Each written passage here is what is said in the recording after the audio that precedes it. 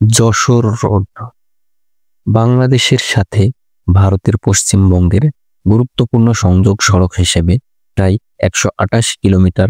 এই সড়কটি বাংলাদেশ অংশে ৩৮ কিলোমিটার এবং বাকিটা ভারতের অংশে পড়েছে। মনোমুগ্ধকর এই রাস্তার প্রাকৃতিক দৃশ্য যে কারোরই নজর কাড়তে বাধ্য। তবে প্রকৃতির এই স্নিগ্ধতার পেছনের ইতিহাস কজনই বা জানেন? চলুন জেনে নেওয়া যাক এর পেছনের গল্প। ধারণা করা হয় আজ ২০২৫ খ্রিস্টাব্দ থেকে প্রায় ১৭৬ বছর আগে যশোরের তৎকালীন জমিদার কালীপোদ্দার এই রাস্তাটি নির্মাণ করেন এবং দুই পাশে প্রায় ২৫০০ গাছ রোপণ করেন। কথিত আছে কালীপোদ্দার তার মায়ের চিকিৎসার জন্য কলকাতা যেতে চেয়েছিলেন। তখন চলাচলের একমাত্র বাহন ছিল নৌকা, কিন্তু সে সময়ে কলকাতা যাওয়ার জন্য কোনো মাঝি তাদেরকে নিয়ে যেতে রাজি হননি। তখন জমিদার অপমানিত হয়ে বাড়িতে ফিরে যান তার মমতাময়ী মাকে সাথে নিয়ে। অপমানে ক্ষোভে মায়ের প্রতি ভালোবাসা দেখাতেই তিনি যশোর থেকে কলকাতায় সহজে যোগাযোগ স্থাপনের উদ্দেশ্যে তৈরি করেন এই যশোর রোড। ব্রিটিশ শাসন থেকে সিপাহী বিদ্রোহ এবং ১৯৭১ সালের মহান মুক্তিযুদ্ধের নানান ইতিহাসের সাক্ষী এই সারি সারি দাঁড়িয়ে থাকা যশোর রোডের গাছগুলো।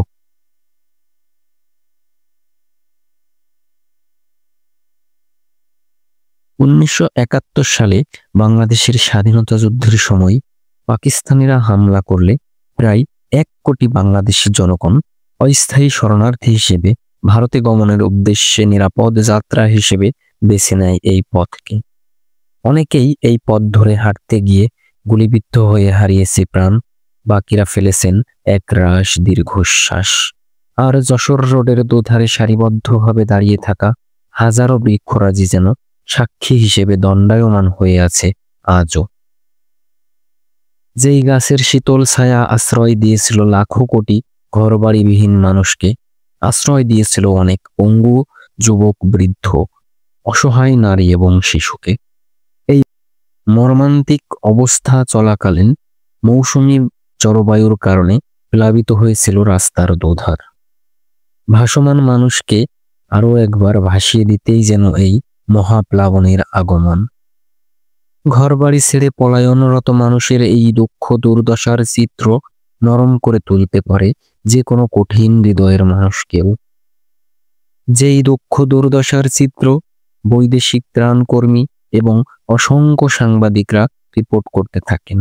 সেই সাথে অসংখ্য গায়করা গেয়েছেন গান এবং কবিরা লিখেছেন বিখ্যাত সব কবিতা, যার প্রেক্ষিতে এক সময়ের বিশ্ব আলোচনার মূল বস্তুতে পরিণত হয় যশোর রোডের শরণার্থীরা।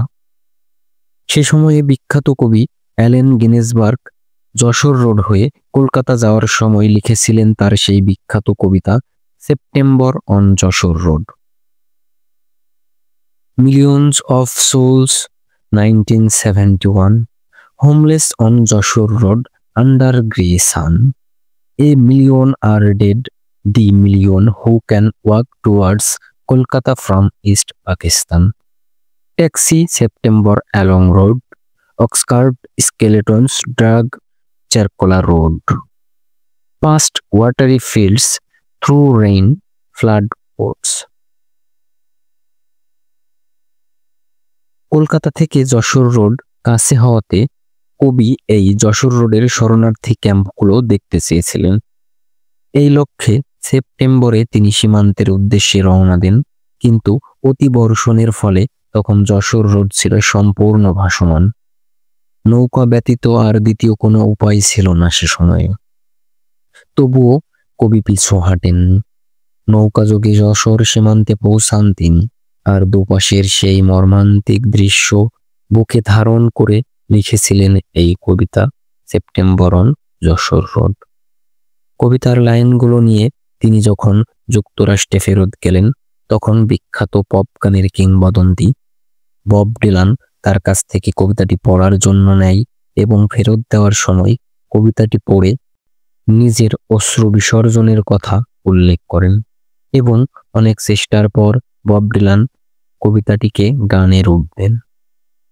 একদিন মার্কিন কবি ও সাংবাদিক জন ক্লিয়ারেন্সের মুক্তির দাবিতে আয়োজিত এক শোভাযাত্রায় এই গানটি করেন কবি নিজেই, এবং গান শুনে মুগ্ধ হয় আরেক কিংবদন্তি জন লেনন। এভাবেই আন্তর্জাতিক অঙ্গনে পরিচিতি পায় যশোর রোড, হতে থাকে ইতিহাস নির্মাতা।